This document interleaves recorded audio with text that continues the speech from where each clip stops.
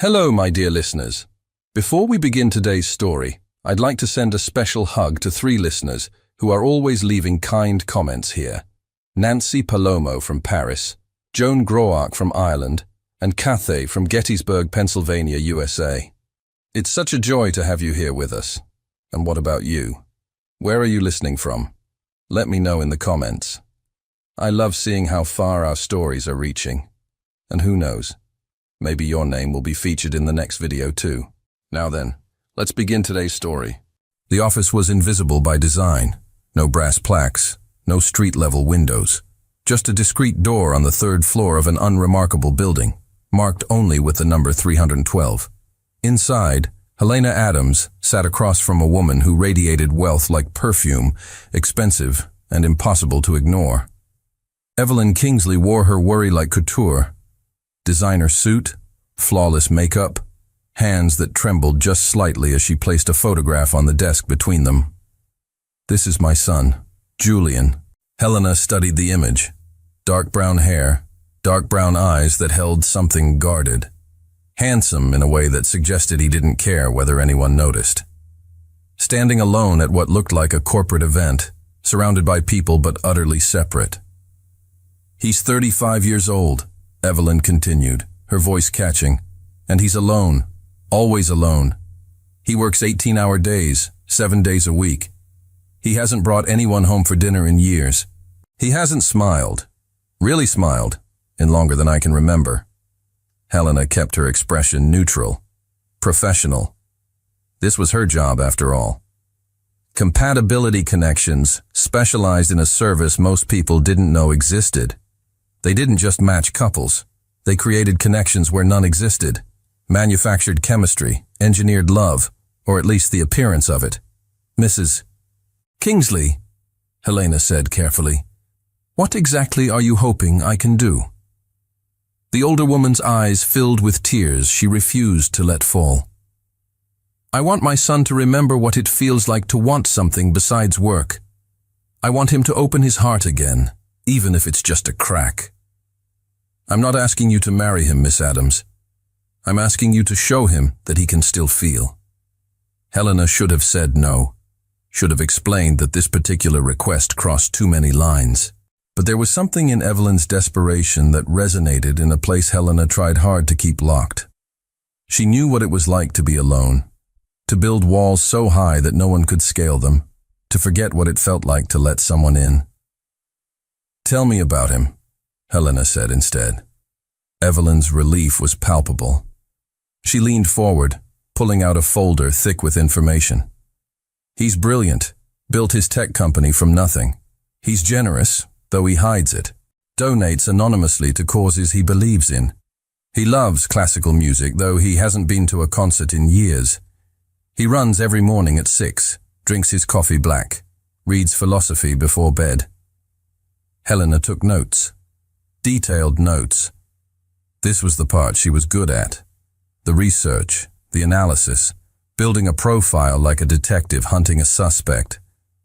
She'd been good at it for 5 years now, ever since she'd left the foster system with nothing but a sharp mind and a talent for reading people. She'd learned early that survival meant adaptation, that love was a performance, and she could play any role required. She'd never failed an assignment. "I'll take the case," Helena said. Evelyn's hand covered hers, warm, grateful. "Thank you. Thank you so much." After the woman left, Helena sat alone in the quiet office, staring at Julian Kingsley's photograph. There was something in those dark eyes, something wounded and wary. She recognized it because she saw it in her own mirror every morning. Over the next 2 weeks, Helena became an expert on Julian Kingsley. She learned his routines with the precision of a surveillance operative. Morning runs through Central Park, always the same route. Coffee from the corner shop on Madison, always at 7:15. Lunch at his desk, dinner meetings that ran late, home by 10 if he was lucky.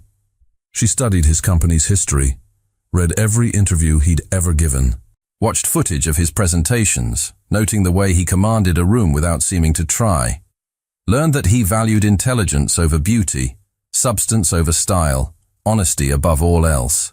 That last one made her stomach twist.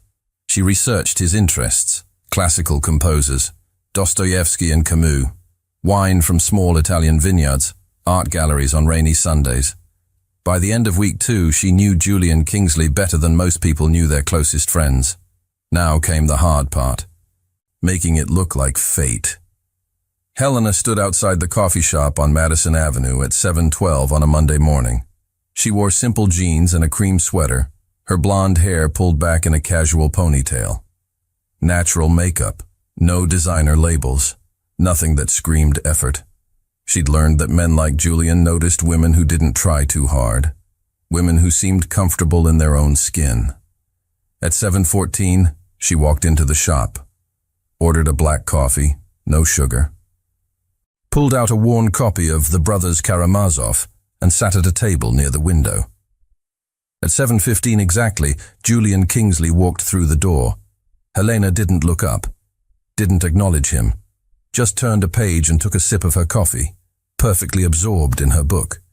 She felt rather than saw him notice her, felt his gaze pause on the book in her hands, felt the moment of recognition, however brief. He ordered his coffee, left, didn't approach. Good. This was a long game, not a sprint. She returned the next morning, same time, same table, different book. Crime and Punishment this time. Julian arrived, ordered. This time his eyes lingered a fraction longer on her book. The third morning she switched to a philosophy text, Camus, The Stranger. This time when Julian received his coffee, he paused by her table. That's an interesting choice for morning reading. His voice was deeper than she'd expected, warmer. Helena looked up, letting surprise cross her face, as if she hadn't orchestrated this exact moment. I find Camus oddly comforting with coffee. The absurdity of existence pairs well with caffeine. A smile ghosted across his lips. Small, fleeting, but real. I've never thought of it that way. Most people haven't. She closed the book, marking her page with care. Most people find him depressing. Are you most people? Helena met his dark brown eyes, let herself smile. I try not to be. He stood there for a moment, coffee in hand, as if deciding something. Then he extended his hand. Julian. Helena. Her hand slipped into his. Warm. Firm. The contact sent an electric current up her arm that she told herself was just good acting. It had to be acting. Do you come here often? He winced immediately. Sorry. That sounded like a terrible pickup line. Helena laughed, genuine and surprised. It did. But I'll forgive you since you have good taste in literature. How do you know I have good taste in literature? You recognized Camus at 20 feet. That says something. That almost smile again. Stronger this time. I run past here every morning and stop for coffee. I've never seen you before. I just moved to the neighborhood. The lie came easily.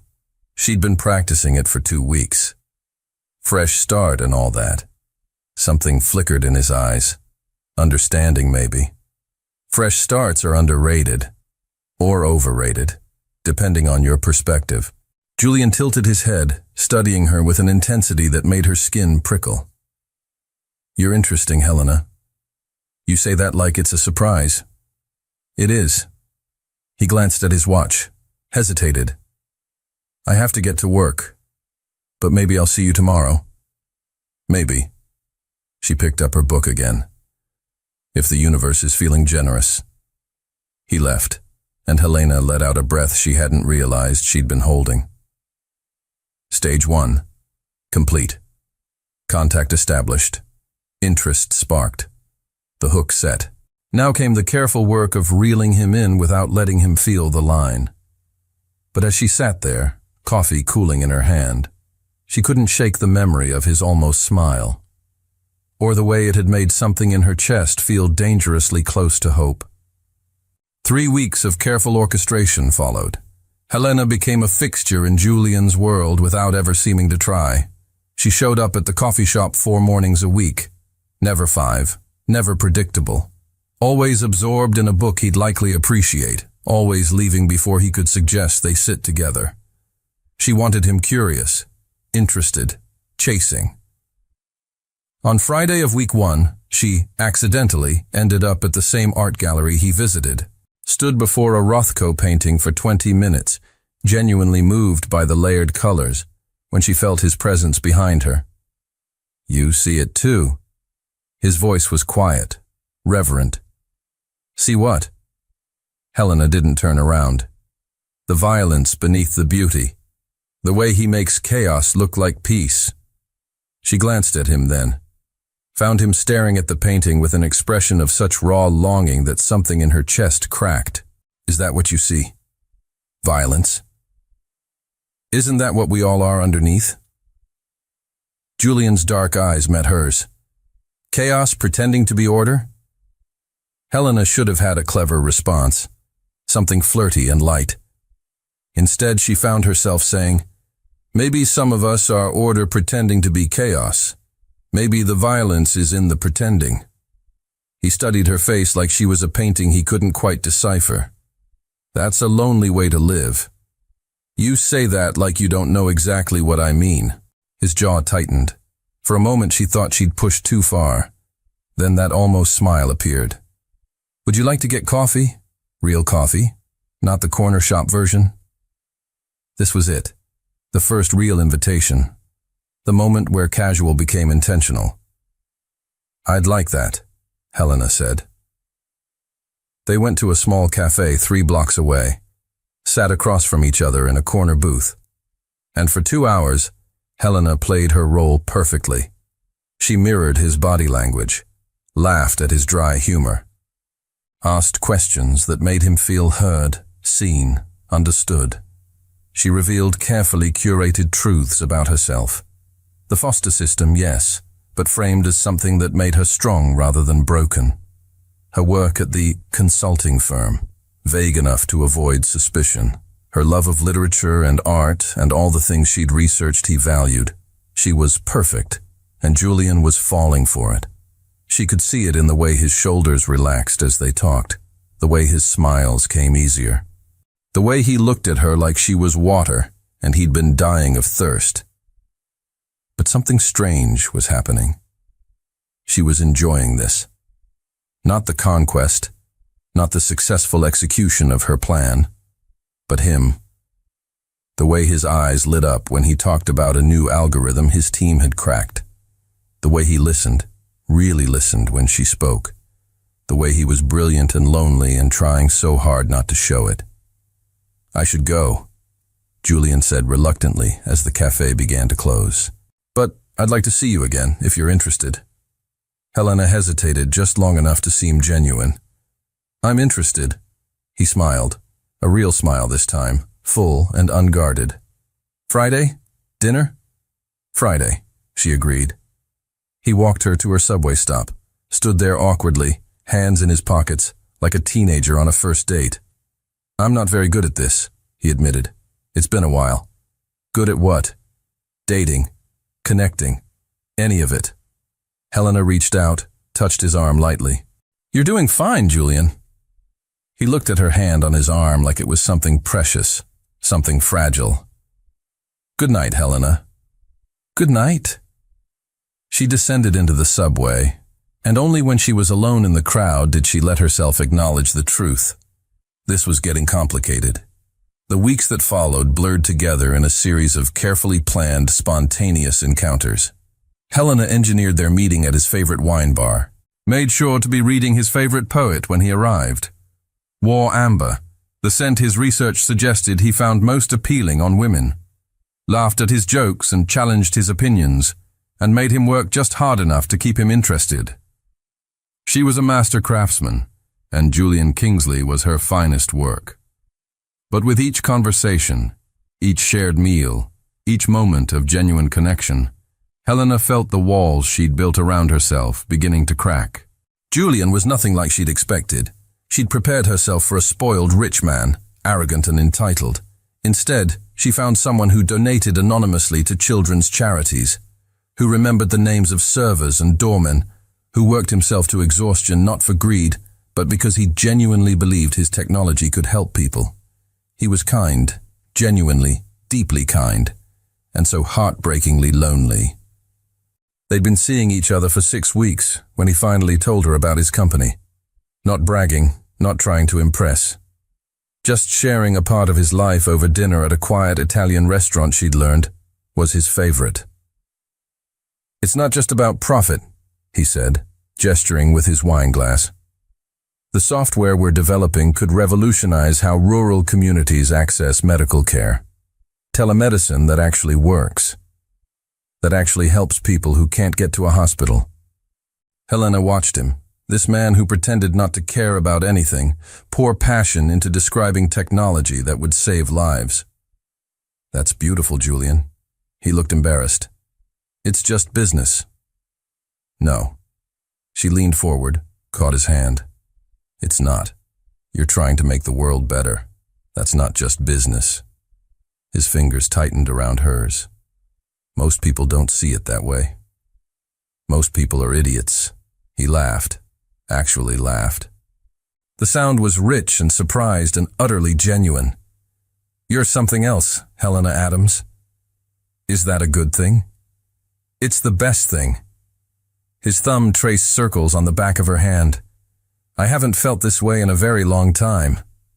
Her heart stuttered. "What way?" "Like maybe I'm not as alone as I thought." The words hit her like a physical blow, because she felt it too. This impossible, inconvenient thing growing between them. This connection that wasn't supposed to be real.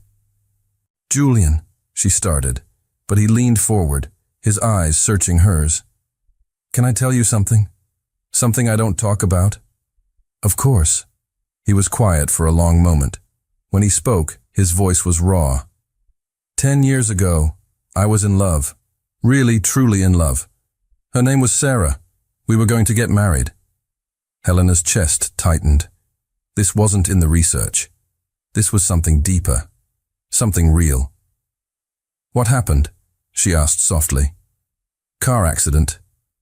The words came out flat, emotionless, the only way he could say them. "I was driving. We were on our way to look at wedding venues.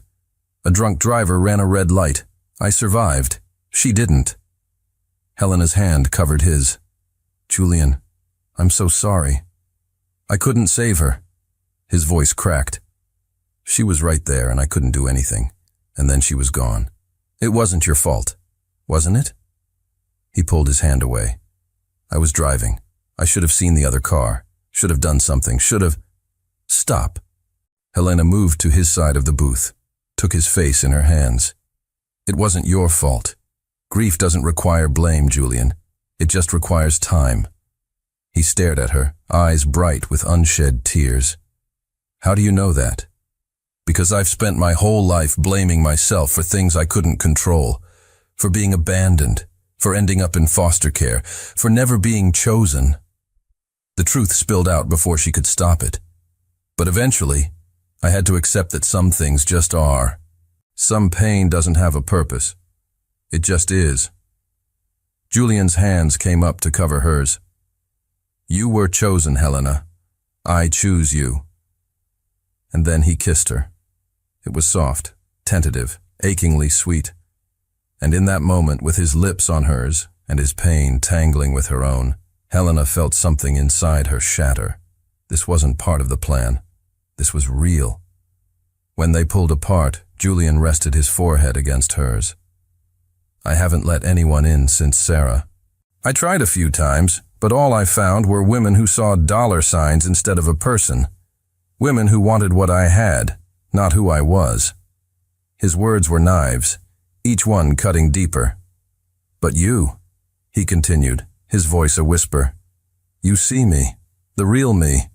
I don't know how to explain it, but with you, I don't feel alone anymore."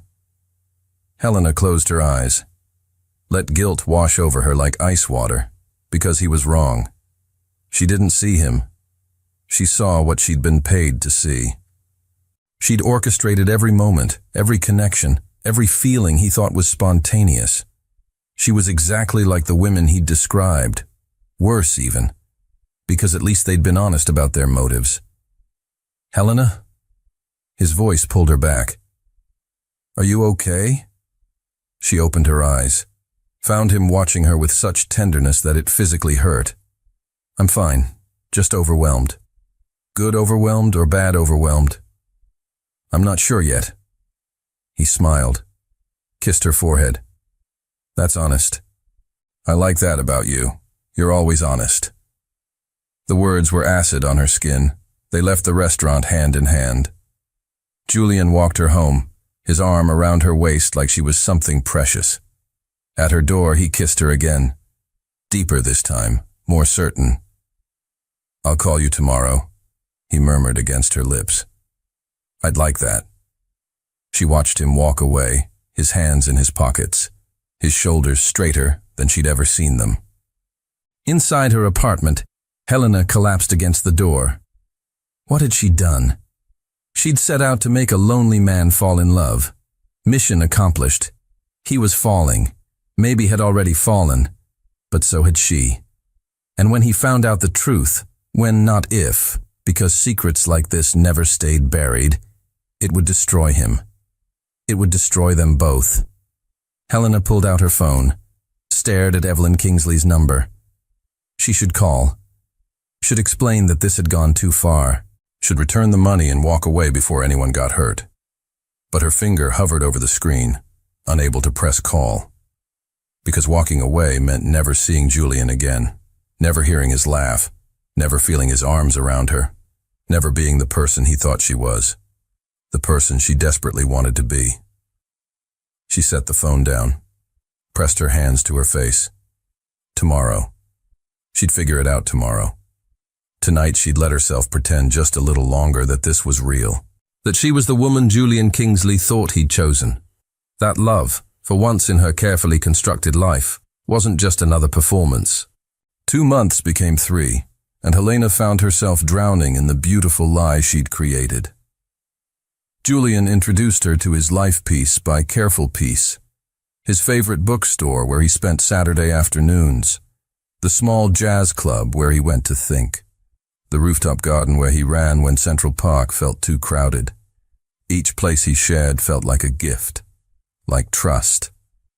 And with each gift, Helena's guilt grew heavier.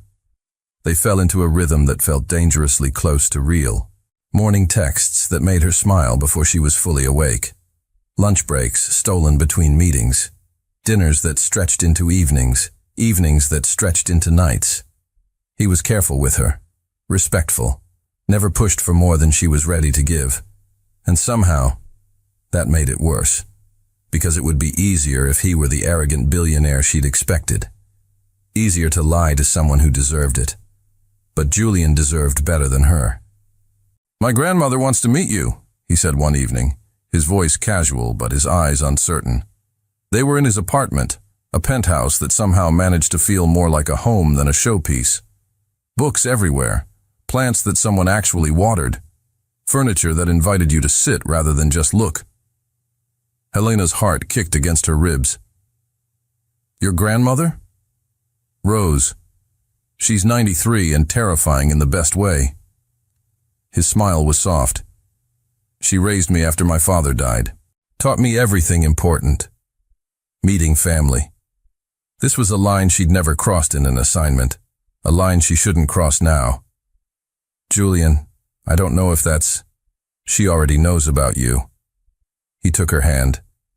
"I might have mentioned that I've met someone special, and she demanded to meet you before, and I quote, I kicked the bucket and missed my chance." Helena couldn't help but laugh. "She sounds intense." "She is, but she'll love you." His thumb traced patterns on her wrist. "Everyone loves you." The words should have felt like victory. Instead, they felt like accusation. "When?" Helena heard herself ask. "Sunday? Lunch at her place. Fair warning, she'll ask inappropriate questions and judge your posture." "Sounds delightful." "It will be." He pulled her closer. "Because you'll be there." Sunday arrived with the weight of inevitability. Helena dressed carefully, conservative but not stuffy, elegant but not trying too hard. She was playing to an audience of one, and everything she'd learned suggested Rose Kingsley saw through pretense like glass. Julian picked her up at 11, nervous in a way she'd never seen him. He adjusted his tie 3 times in the elevator, checked his hair in the lobby mirror, reached for her hand like he needed the anchor. "She's going to love you," Helena said, squeezing his fingers. "Or she'll see right through this and tell me I'm an idiot." Helena's stomach dropped. "See through what?" "How completely gone I am for you." He stopped, turned to face her. "Helena, I know it's only been a few months. I know we should probably take this slower. But I need you to know. I'm falling in love with you." The words hung in the air between them. Beautiful. Devastating. True. "Julian, you don't have to say it back." He cupped her face gently. "I just needed you to know. Because I haven't felt this way since Sarah. And I'm terrified, but I'm also so grateful that you wandered into that coffee shop and reminded me what it feels like to be alive." Helena kissed him rather than speak. Kissed him like she could pour everything she felt into the contact. All the guilt and longing and impossible want. When they pulled apart, his eyes were soft. "Come on. Let's go meet the woman who taught me how to love in the first place." Rose Kingsley lived in a brownstone in Brooklyn that smelled like lavender and old books. She opened the door herself, a tiny woman with white hair and eyes exactly like Julian's, sharp and knowing. "So you're the one who put the light back in my grandson's eyes." Her voice was raspy but strong. "Come in, child. Let me look at you properly." Helena stepped inside, and those dark eyes swept over her with the precision of a surgeon. "Good posture. That's something. Pretty but not vain. Interesting." Rose turned to Julian. "Where did you find her?" "Coffee shop. She was reading Camus." "Ha, a thinker. Much better than those painted dolls you used to bring around." She gestured toward the living room. "Sit. I've made lunch. And before you ask, Julian, yes, I did it myself. I'm 93, not dead." Lunch was intimate and terrifying. Rose asked questions that seemed casual but weren't. Where Helena grew up, what she did for work, what she valued in life. Helena answered with carefully crafted truths. The foster system, yes. Consulting work, vague but plausible. Values of honesty and kindness and loyalty. The irony wasn't lost on her, but something strange happened as the meal progressed. Rose wasn't interrogating her. She was seeing her, really seeing her, past the performance Helena had perfected. "You've been hurt," Rose said suddenly, setting down her fork. "Someone taught you that love is dangerous." Helena's breath caught. "I don't deny it. I can see it in your eyes, that wariness, that wall." The old woman's gaze softened. "But you're here anyway. That takes courage." "Grandmother," Julian started, but Rose waved him off. "Hush, I'm talking to Helena." She leaned forward. "Here's what I want you to know, child. My grandson has the biggest heart of anyone I've ever known, and it's been broken badly, first by death, then by cruelty disguised as affection." "I know," Helena whispered. "Do you?" Rose's eyes bored into hers. "Because the way you look at him tells me you do. The way you touch him, like he's something precious.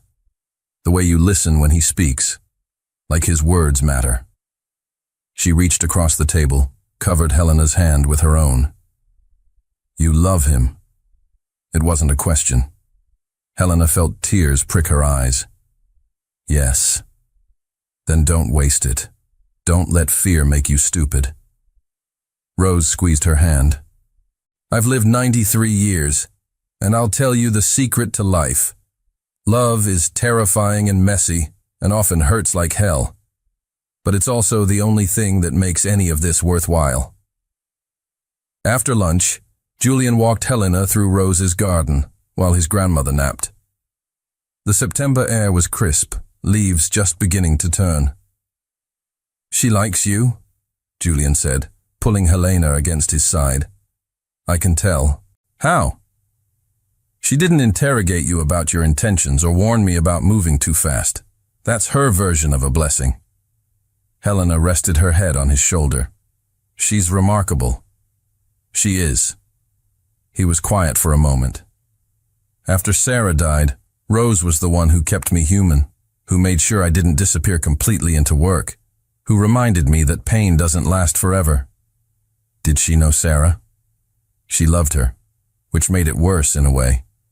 Losing her meant watching Rose grieve too. Watching everyone I loved hurt because of what happened." Helena turned to face him. "Julian, you have to forgive yourself. That accident wasn't your fault." "How can you be so sure?" "Because I know you. You're the man who works 18-hour days to create technology that helps people, who donates anonymously because you don't need recognition, who held my hand through a panic attack last week and never asked for an explanation." Her voice cracked. "You're good, Julian. All the way through. And good people don't deserve to carry guilt that isn't theirs." He stared at her like she'd just handed him something he'd been searching for his entire life. "How do you do that?" "Do what?" "Make me believe I'm better than I think I am." "I'm just telling you what I see." Julian pulled her close, buried his face in her hair. "I love you, Helena Adams. I know I already said it, but I need to say it again. I love you, completely, terrifyingly, without reservation." Helena closed her eyes. Let herself feel the warmth of his arms, the steady beat of his heart against her cheek, the impossible rightness of this moment. "I love you too," she whispered. And it was true. Every word. She loved him, which made what she'd done unforgivable. That night, alone in her apartment, Helena made a decision. She had to tell him the truth, not because it was the right thing to do, though it was, but because he deserved to know who he'd fallen in love with, deserved to make his own choice with all the information, even if that choice meant losing him forever. She'd go to his apartment tomorrow. She'd tell him everything. About Evelyn hiring her, about the research and the orchestration and the careful manipulation of every moment. She'd tell him that it started as a job but became something real, that she'd fallen in love with him despite every intention not to. And then she'd walk away, give him space to process, to decide if any of this could be salvaged. Her phone rang. Julian's name lit up the screen. "Hey," she answered, her voice thick. "Hey yourself.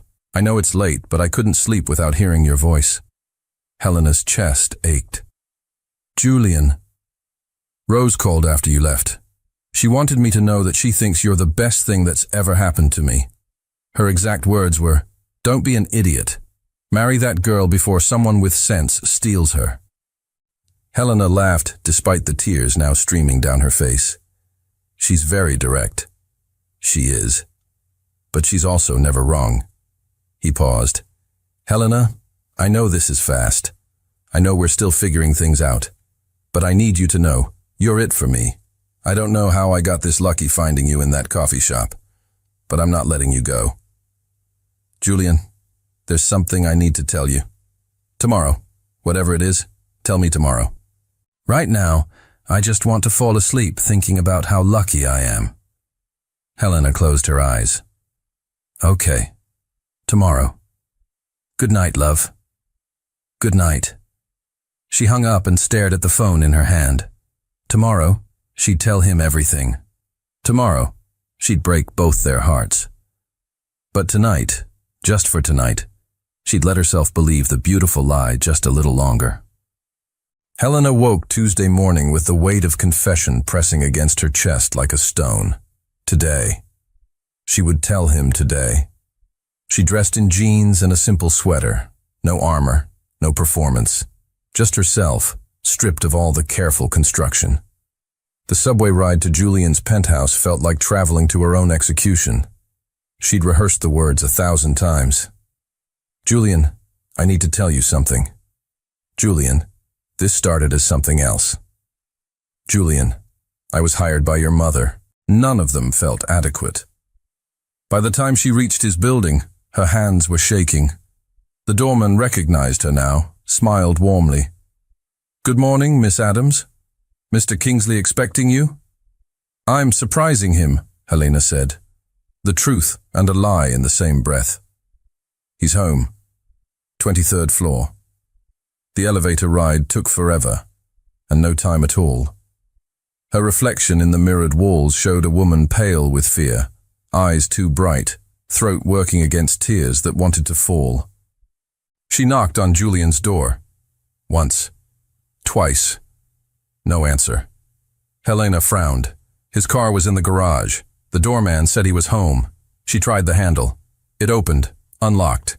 Unusual for Julian, who was meticulous about security. "Julian?" Her voice echoed in the hallway. "It's me." Silence. Helena stepped inside, her heart beginning to race. Something felt wrong. The air was too still, too heavy. She moved through the living room, the kitchen, all empty. Then she saw it. The door to his study, half open, light spilling out. "Julian?" She pushed the door wider and froze. Julian sat in his desk chair, turned toward the window. A glass of whiskey in his hand, the bottle half empty beside him. His hair was disheveled, like he'd been running his hands through it for hours. His shirt was wrinkled, untucked. But it was his eyes that stopped her breath. Red-rimmed, swollen, destroyed. "Julian." Helena moved toward him. "What happened? Are you okay?" He didn't look at her, just stared at the amber liquid in his glass like it held answers he desperately needed. "When were you going to tell me?" His voice was flat, emotionless, worse than anger. Helena's blood turned to ice. "Tell you what?" "Don't." The word came out sharp. He finally looked at her, and the pain in his eyes nearly brought her to her knees. "Don't lie to me. Not now. Not after everything." Her mouth went dry. "Julian, I don't... When were you going to tell me?" The explosion of sound made her flinch. Julian surged to his feet, the whiskey sloshing in his glass. "When were you going to tell me that this whole thing has been a lie? That you were hired to manipulate me? That every moment, every conversation, every touch was just part of the job?" Helena felt the world tilt beneath her. "How did you—" "My mother." His laugh was bitter, broken. "She came here this morning, crying. Said she couldn't live with the guilt anymore. That she needed to tell me the truth before things went any further." He set the glass down with trembling hands, turned to face her fully, and the devastation in his expression made Helena want to die. "She told me everything, Helena. Everything. How she hired you. How you researched me like I was a case study. How you engineered every accidental meeting. How you became exactly the woman I would fall for." "Julian, please let me explain." "Explain what?" His voice dropped to a whisper. Somehow that was worse than the shouting. "Explain how you made me fall in love with someone who doesn't even exist. Explain how you listened to me talk about Sarah, about my pain, about how I'd been hurt by women who only wanted my money, and you were doing the exact same thing. It's not like that. Then what is it like?" He moved closer, and she could smell the whiskey on his breath, see the barely contained anguish in every line of his body. "Tell me, Helena. What was I? A project? A challenge? How much did she pay you to make the broken billionaire feel something again?" Tears streamed down Helena's face. "It started that way. But Julian, that's not what it became. I fell in love with you. Really fell in love with you." "When?" The question was a knife. "When did you fall in love with me? After you'd already learned everything about me? After you'd already orchestrated our entire relationship? How do I know any of it was real?" "The kiss," Helena said desperately. "That first kiss in the restaurant. That was real. Everything after that was real." "Was it?" Julian's voice cracked. "Or was that just part of the performance? Did you practice that too? Figure out exactly how to kiss me to make me fall harder?" "No." She reached for him, but he stepped back. Julian, please. I know I was wrong. I know I should have told you sooner. But what I feel for you is real. I swear to you, it's real. He stared at her, and she watched him try to believe. Watched him want to believe. Watched hope and doubt war across his face. My mother came here in tears, he said quietly. Told me she'd made a terrible mistake. That she'd only wanted to help me, to see me happy again. She never meant for it to go this far. Never meant for me to actually fall in love. His hand came up, hovering near her face like he wanted to touch her but couldn't quite manage it. She said you were a good person, that you genuinely cared about me.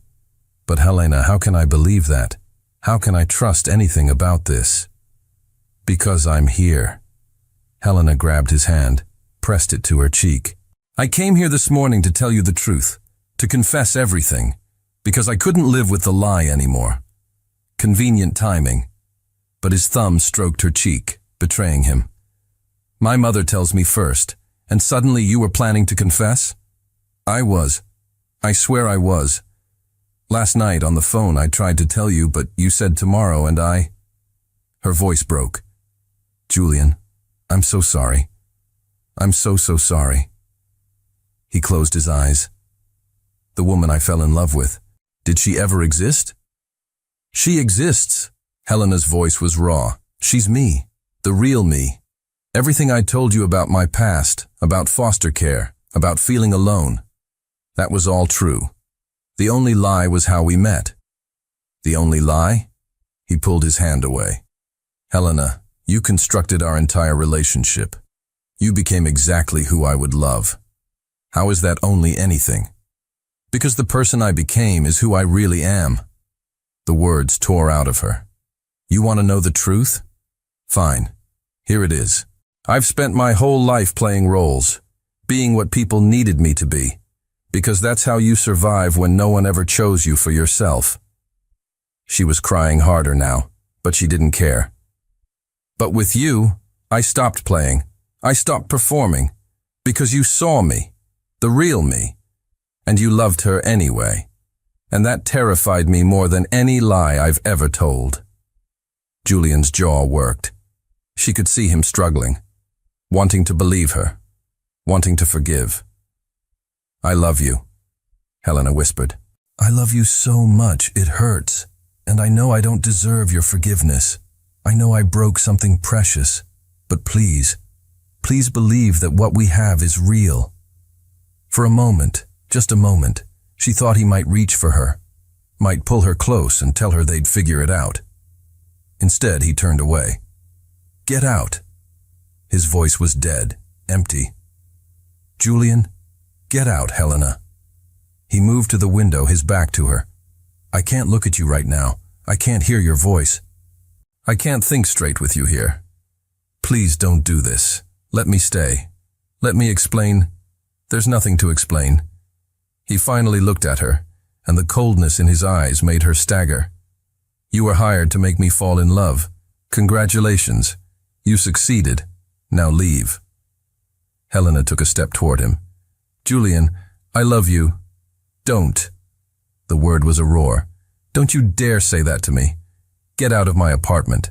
Get out of my life. Just go. She tried one more time. Moved to embrace him, to make him feel what she felt. He caught her wrists, held her away from him, and when he spoke, his voice was quiet, final, devastating. Leave, now, before I say something we'll both regret. Helena stumbled backward. She couldn't breathe, couldn't think, could only stare at this man she loved, this man she'd destroyed, and watch him shut down completely. I'm sorry, she whispered one last time. Julian didn't respond, just turned back to the window. Helena walked out of his study, out of his apartment, into the elevator that felt like a coffin. She made it to the street before her legs gave out, collapsed onto a bench and sobbed until she couldn't breathe, sobbed until passers-by gave her concerned looks, sobbed until she had nothing left. She'd known this would happen, had known from the moment she took Evelyn's money that this ending was inevitable. but knowing and experiencing were different things. She just lost the best thing that ever happened to her, and she had no one to blame but herself. The first week was survival. Helena moved through her days like a ghost. She couldn't eat, couldn't sleep, could barely function beyond the basic necessities of existing. She quit her job at Compatibility Connections, sent a resignation email at 3 a.m. when the guilt wouldn't let her rest, refused Evelyn's tearful phone calls, blocked every number connected to her old life. She needed to disappear, to become no one, to stop being the woman who'd destroyed Julian Kingsley. Money was tight immediately. The rent on her apartment, paid for by the agency, would run out at the end of the month. She needed work. Fast. On day 9, she found herself standing outside a 24-hour diner called Mel's, staring at a help wanted sign in the window. The manager, a woman in her 60s with kind eyes and no-nonsense attitude, took one look at Helena's hollow expression and hired her on the spot. "You look like someone who needs to keep busy," Mel said. "Night shift okay? 11 to 7? "Perfect." Helena's voice was rough from disuse. Night shifts meant she didn't have to see the sun, didn't have to pretend to be okay when daylight exposed all her cracks. She worked. That's all she did. 6 nights a week, serving coffee and pie to insomniacs and shift workers and lost souls. During the day, she slept fitfully in a studio apartment she'd found in a neighborhood that didn't ask questions. She didn't let herself think about Julian. Didn't let herself wonder how he was doing. Didn't let herself hope that maybe, someday, he'd forgive her. Because he wouldn't. Shouldn't. She didn't deserve it. But late at night, when the diner was nearly empty and her mind had nothing to do but wonder, she'd remember. The way he smiled when he talked about his work. The way his eyes softened when he looked at her. The way his voice sounded when he said, "I love you," for the first time. The way he'd looked at her in his study. Broken, betrayed, destroyed. Those memories hurt worse than anything she'd ever felt. Week 3, a regular customer asked if she was okay. "You seem sad," he said, stirring too much sugar into his coffee. "Boyfriend trouble?" Helena managed a hollow smile. "Something like that." "He an idiot?" "No." The word came out fierce. "I'm the idiot. I broke something I can't fix." The man nodded sagely. "Most things can be fixed if both people want it bad enough." But that was the problem, wasn't it? Helena wanted it desperately. But Julian? Julian probably wanted to forget she ever existed. She didn't blame him. Meanwhile, in a penthouse across the city, Julian Kingsley was falling apart. The first week, he threw himself into work with manic intensity. 18-hour days became 20-hour days. He stopped going home, sleeping on his office couch when exhaustion finally took him. His assistant grew concerned. His COO suggested a vacation. His board members exchanged worried glances in meetings where Julian's attention clearly wasn't present. But work didn't help. Nothing helped. Because every time he closed his eyes, he saw Helena, saw her face when she told him she loved him, saw her tears as she begged him to believe her, saw the devastation in her expression when he told her to leave. He'd replayed that morning 1,000 times, analyzed every word, every moment, trying to separate the truth from the lies. The problem was, he couldn't tell the difference anymore. Had she really fallen for him? Or was that just what she told Marks when the job went sideways? But then, he'd remember Rose's words at lunch. "You love him." The certainty in his grandmother's voice. The way Helena had looked when she admitted it. That hadn't been a performance. He knew performances. He'd been subjected to enough of them over the years. Women who wanted access to his wealth, who played roles to get what they needed. Helena's love hadn't looked like that. It had looked terrified and desperate and utterly real. By week 4, Julian stopped going to work entirely. He sat in his apartment staring at nothing, drinking too much, sleeping too little, thinking about a blonde woman with sad eyes who'd made him feel alive again. Rose showed up on a Wednesday morning, letting herself in with the spare key Julian had given her years ago.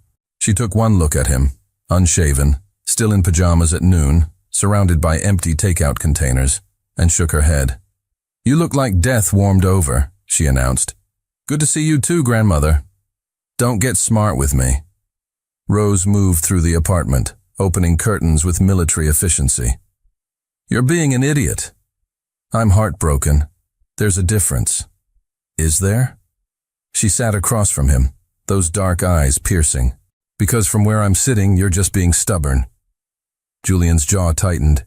"She lied to me about everything." "Did she?"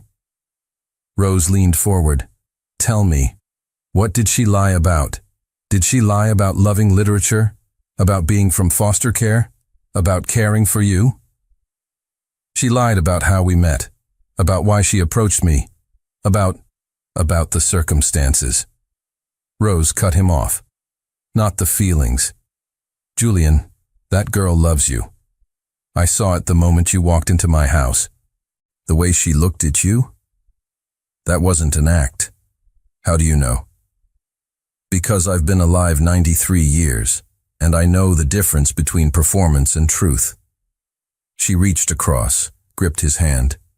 "Yes, she was hired. Yes, she made mistakes. But she fell in love with you anyway. That's not part of any job description." Julian's throat tightened. "What if you're wrong? What if it was all just... What if I'm right?" Rose squeezed his hand. "What if you're throwing away the best thing that ever happened to you because you're too scared to take a risk? I took a risk with Sarah. Look how that ended. Sarah died in an accident that wasn't your fault. That's tragedy, not betrayal." Her voice softened. "But you survived it. And you survived the years after when shallow women tried to use you. You survived all of it. So tell me, why are you so willing to give up on the one woman who actually saw you?" "Because she was hired to see me," the words burst out. "Every moment was calculated. Every conversation was researched. How do I trust that? How do I trust her?" "The same way she trusted you." Rose's eyes were gentle now. "By taking a leap of faith. By choosing to believe that love, real love, is worth the risk of getting hurt." Julian stared at his grandmother. This woman who'd loved and lost and loved again. Who'd buried a husband and a son, but never let it make her bitter. What if I forgive her and she does it again? What if she doesn't? Rose stood, moved to the door. What if you spend the rest of your life wondering, what if, instead of finding out for sure?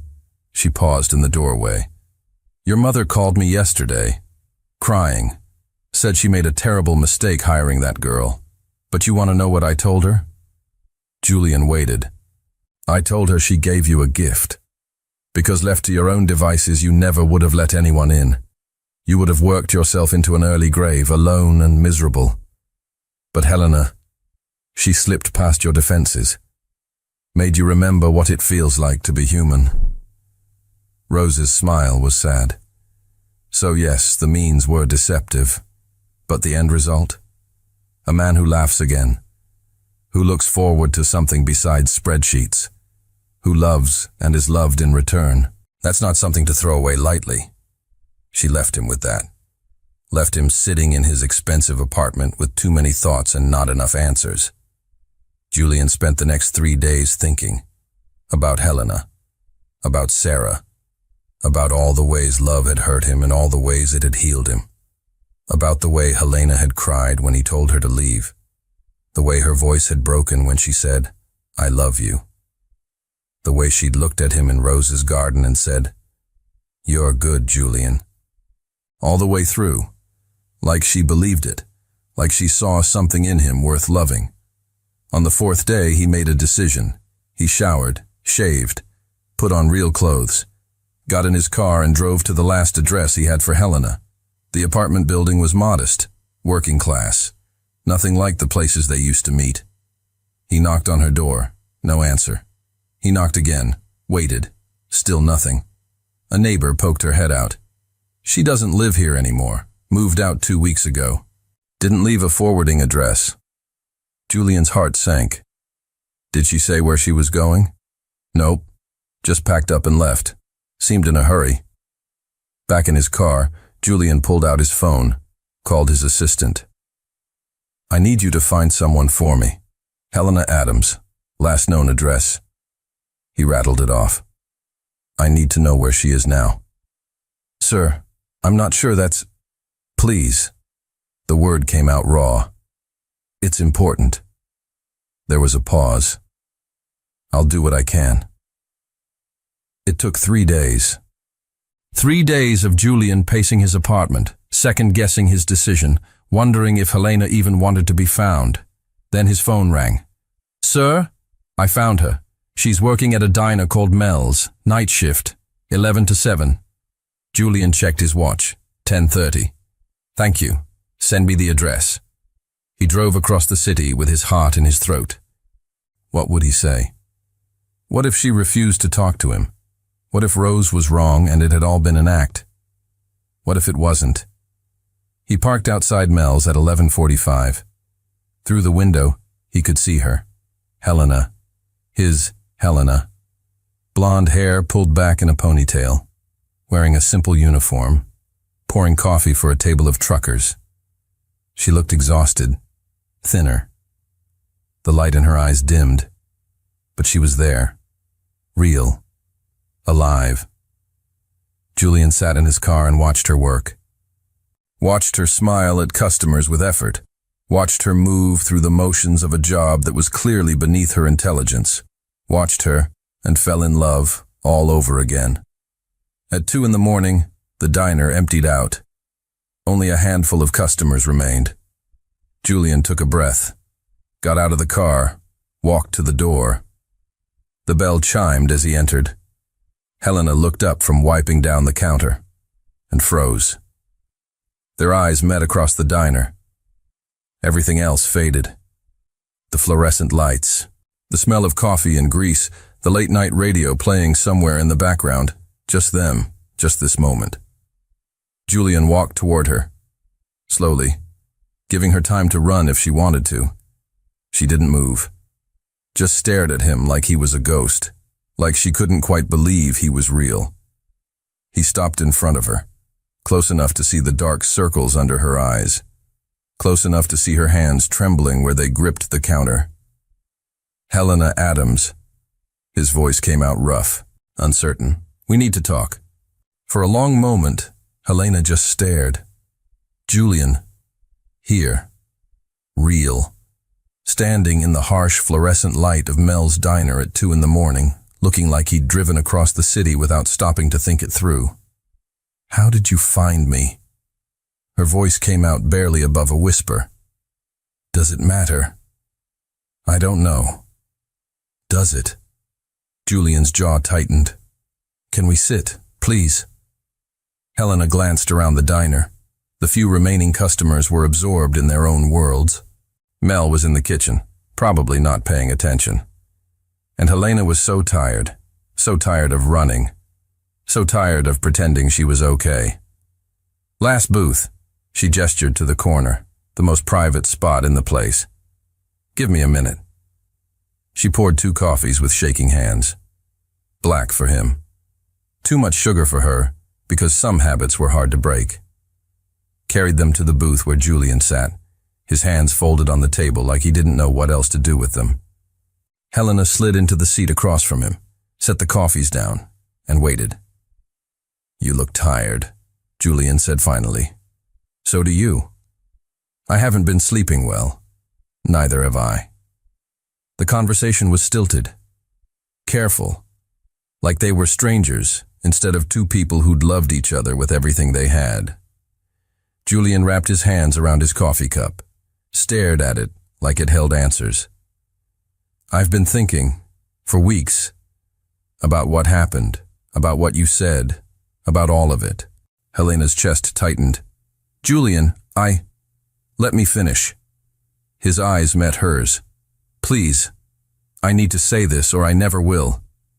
She nodded, folded her hands in her lap to stop them from reaching for him. "What you did was wrong," he said.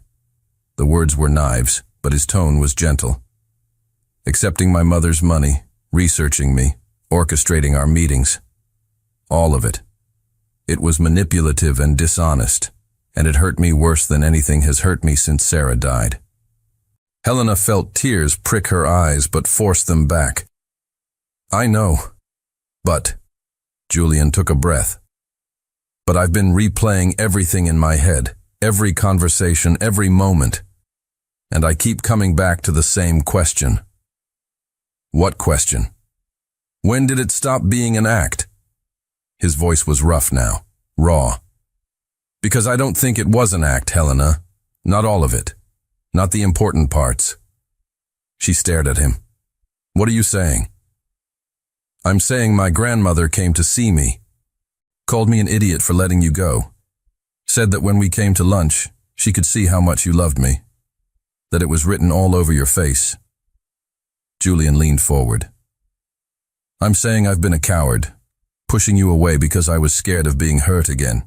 But you know what? I'm hurt anyway, because you're not in my life." Helena's vision blurred with tears. "Julian, I'm so sorry. I never meant—" "I know."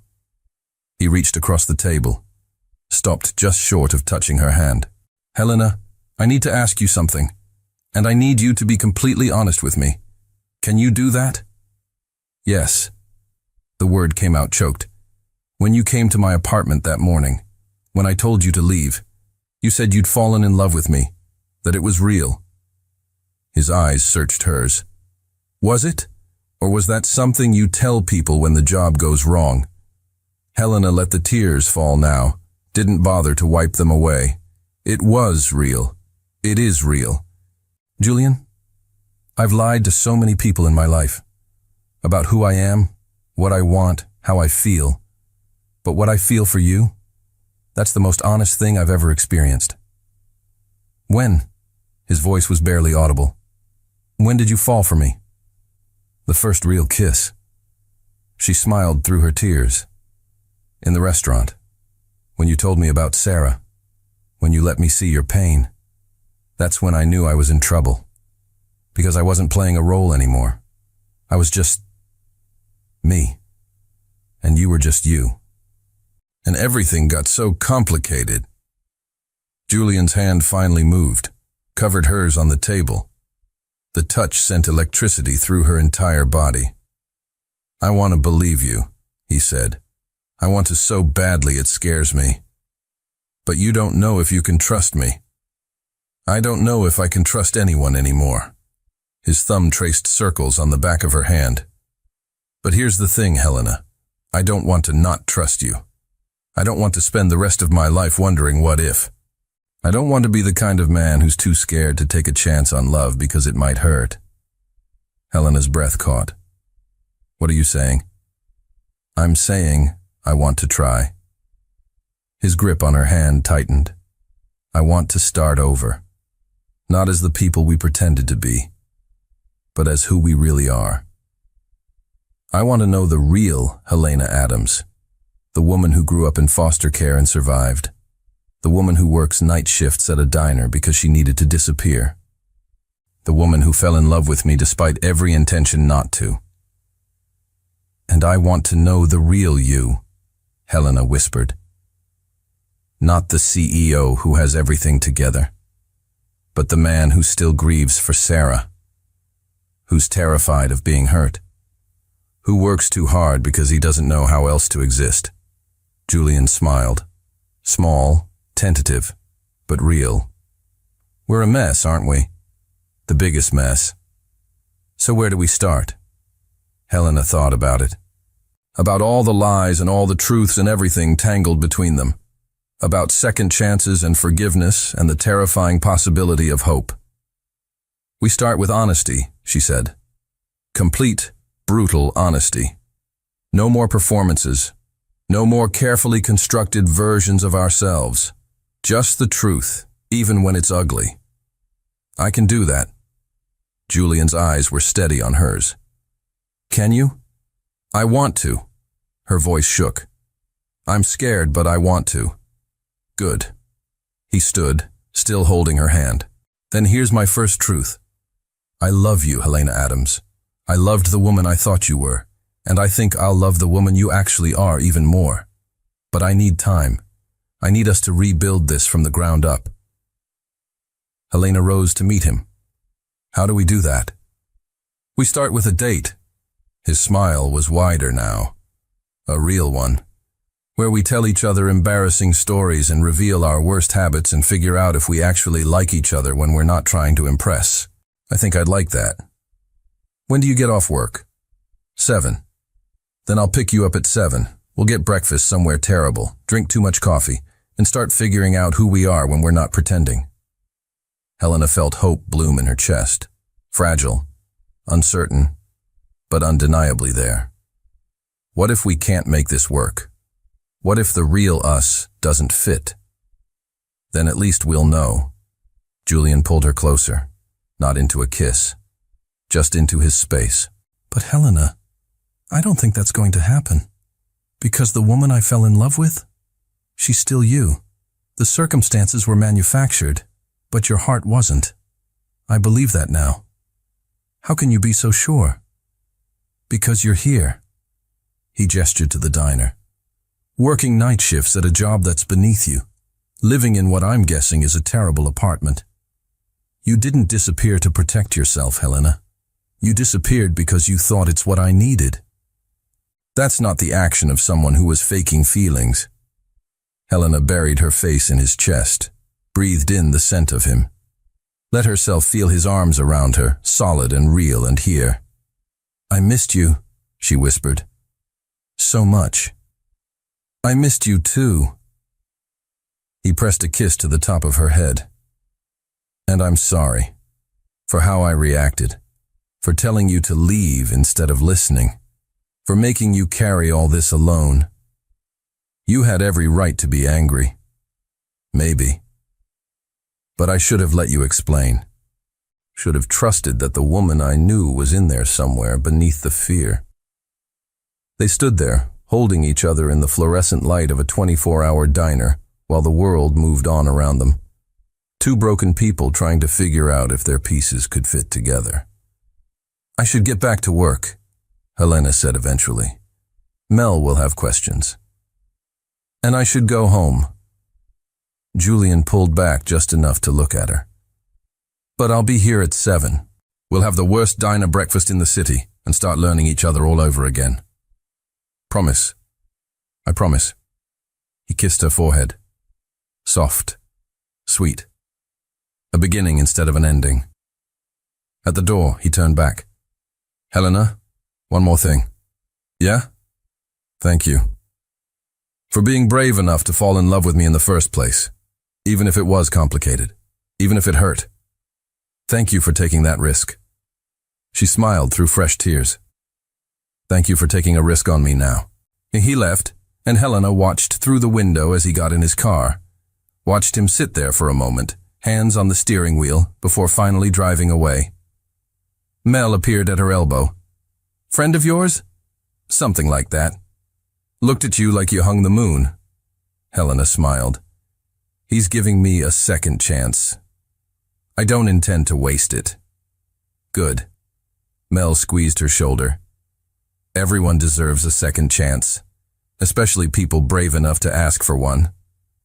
The rest of Helena's shift passed in a blur. She poured coffee and cleared tables and counted down the hours until 7, until Julian, until they could start building something real. Julian arrived at 6:55. Helena saw his car pull up through the diner window and felt her heart do something complicated in her chest. Nervous, hopeful, terrified, excited, all of it at once. She'd changed out of her uniform in the restroom, just jeans and the same cream sweater she'd worn the first morning in the coffee shop. No calculation this time, just comfort. The bell chimed as he entered. He looked different in the morning light. Softer somehow, more approachable in his casual clothes and slightly messy hair. Hi, Helena said. Hi. His smile was tentative, like he was still figuring out the rules of this new version of them. There's a truly terrible breakfast place 3 blocks from here, Helena said. The kind that serves eggs that have definitely seen better days and coffee that might technically be hazardous. Julian laughed, actually laughed. The sound filled something hollow inside her. Sounds perfect. They walked side by side through the early morning streets. Not touching, but close enough that she could feel the warmth radiating from him. Close enough that their hands kept almost brushing. The restaurant was called Joe's. It was exactly as bad as Helena had promised. Chipped formica tables, vinyl booths with duct tape patches, a menu that looked like it hadn't been updated since 1987. "This is the worst place I've ever been," Julian said, sliding into a booth. "That was the point. I love it." They ordered coffee that tasted like it had been made yesterday, and eggs that were somehow both overcooked and runny. And then they started talking. Really talking. "Tell me something I don't know about you," Julian said. "Something real. Something you've never told anyone." Helena thought about it. Decided to go all in. "When I was 7, I had a foster mother who used to lock me in a closet when I was bad, which was often, because I didn't know how to be what she wanted. I'd sit in the dark for hours, making up stories about a family that would come rescue me. A mother who'd read to me before bed. A father who'd teach me to ride a bike." She looked down at her terrible coffee. "It took me years to realize that family wasn't coming, that I had to rescue myself." Julian's hand found hers across the table. "I'm sorry that happened to you. It made me who I am." She met his eyes. "Taught me how to adapt, how to read people, how to become whatever I needed to be to survive. It's why I was so good at the job, why I could become exactly the woman you'd fall for. But it's not who you are." "No," she smiled sadly. "It's what I learned to do. Who I am is still figuring herself out." Julian nodded slowly. "My turn? Please."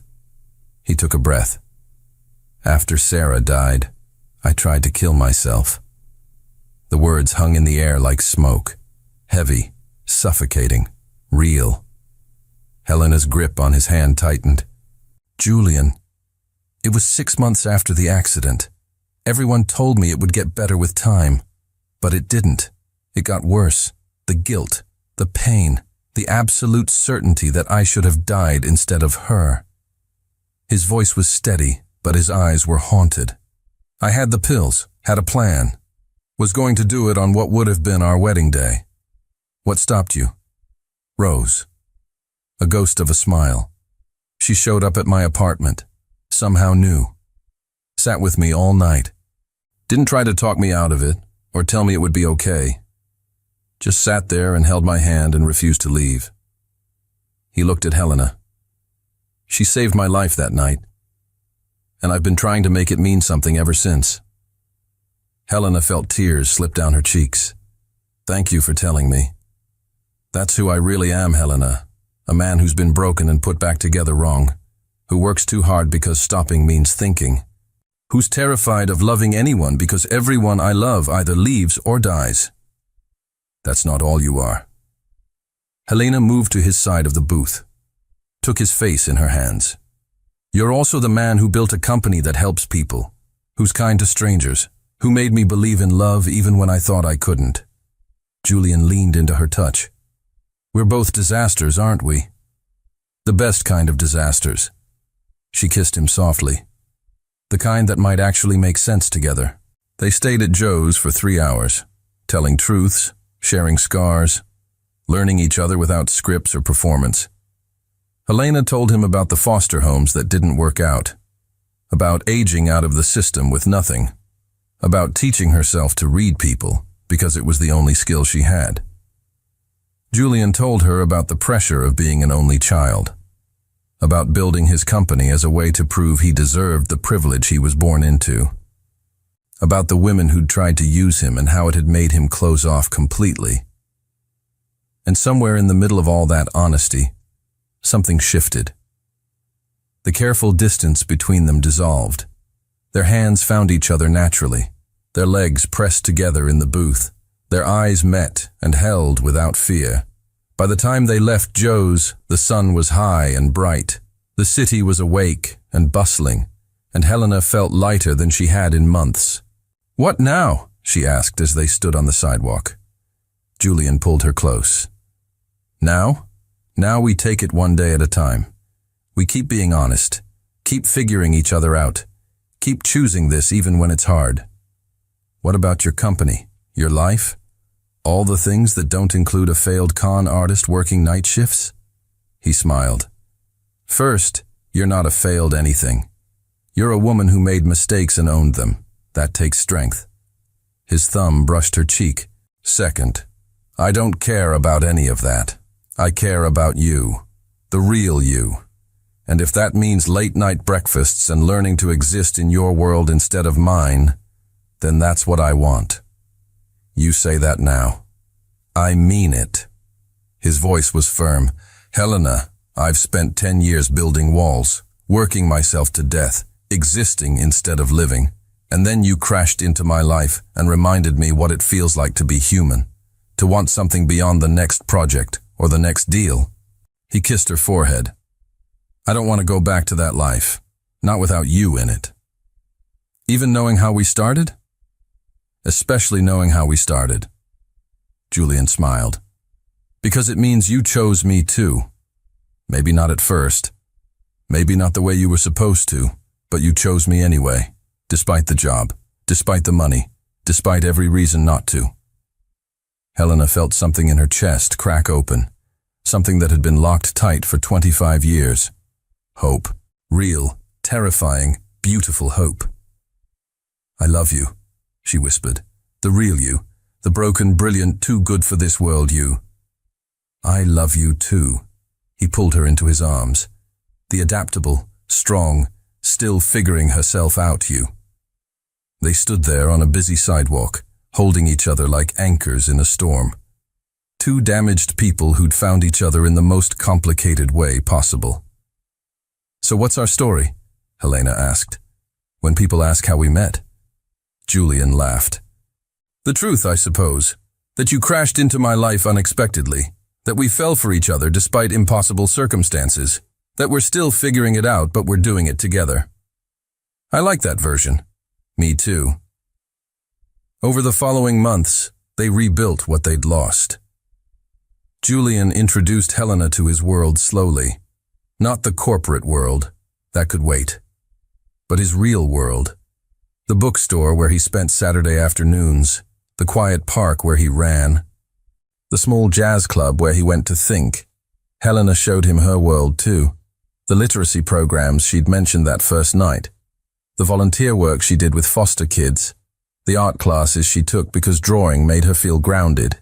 They learned each other's rhythms, learned how to fight without destroying, learned how to apologize, learned how to forgive, and slowly, impossibly, they became them. Not the performed version, not the carefully constructed romance, just two people choosing each other every single day. 6 months after that morning at Joe's, Julian brought Helena back to Rose's brownstone. His grandmother opened the door with a knowing smile. "Took you long enough to bring her back?" "We needed time," Julian said. "Clearly." Rose pulled Helena into an unexpected hug. "Welcome back, child. I knew you'd figure it out."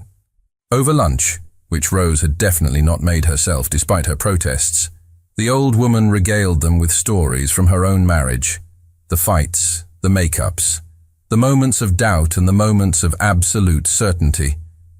"Love isn't a straight line," she said, pointing her fork at them. "It's a mess. It's complicated. It's choosing the same person over and over even when they drive you absolutely mad." "That's not very romantic, grandmother," Julian said. "Romance is for movies." Rose waved dismissively. "Real love is showing up. It's forgiveness. It's work. And it's worth every difficult moment." Helena squeezed Julian's hand under the table. "I'm learning that." After lunch, they walked through Rose's garden, the same garden where Julian had first told her he loved her months ago. "I want to thank you," Helena said quietly. "For what?" "For giving me a second chance. For seeing past the lies to the truth underneath. For being brave enough to trust me again." Julian stopped walking, turned to face her. Helena, you gave me a second chance too. A chance to live again, to feel again, to be more than just work and grief. He reached into his pocket, pulled out a small velvet box. Helena's breath caught. Her heart hammered against her ribs so hard she thought it might break free. I bought this 3 months ago, Julian said, his voice trembling slightly. Right after that morning at Joe's, when we decided to start over, to build something real. He opened the box. Inside was a ring that caught the fading sunlight and transformed it into something magical. A delicate band of rose gold with a single diamond that wasn't ostentatious or showy, but perfect, elegant, timeless, exactly her. I carried it with me every day since, he continued, his dark eyes never leaving hers, waiting for the right moment, waiting until I was sure we'd built something strong enough to last. Helena's vision blurred with tears. Julian, let me say this. Please. His thumb brushed across her knuckles. These past 6 months have been the most honest, the most real, the most beautiful months of my life. You've shown me who you truly are. The woman who volunteers with foster kids because she knows their pain. The woman who takes art classes because creating something makes her feel whole. The woman who works harder than anyone I know and never complains. He took a shaky breath. You've seen me at my worst, broken, angry, terrified, and you didn't run. You stayed. You fought for us when I wanted to give up. You chose me every single day, even when I didn't deserve it. Julian dropped to one knee, right there in his grandmother's garden, surrounded by roses and memories and the golden light of sunset. Helena's hand flew to her mouth. Fresh tears spilled down her cheeks. Helena Adams, he said, his voice cracking with emotion. You crashed into my life in the most complicated, messy, beautiful way possible. And I don't want to spend another day without you. I want the fights and the makeups. I want the ordinary mornings and the extraordinary moments. I want to build a life with you, a real one, an honest one. He lifted the ring from the box. Will you marry me? Will you choose me? Not because someone hired you to, but because you want to? Will you let me spend the rest of my life proving that you made the right choice?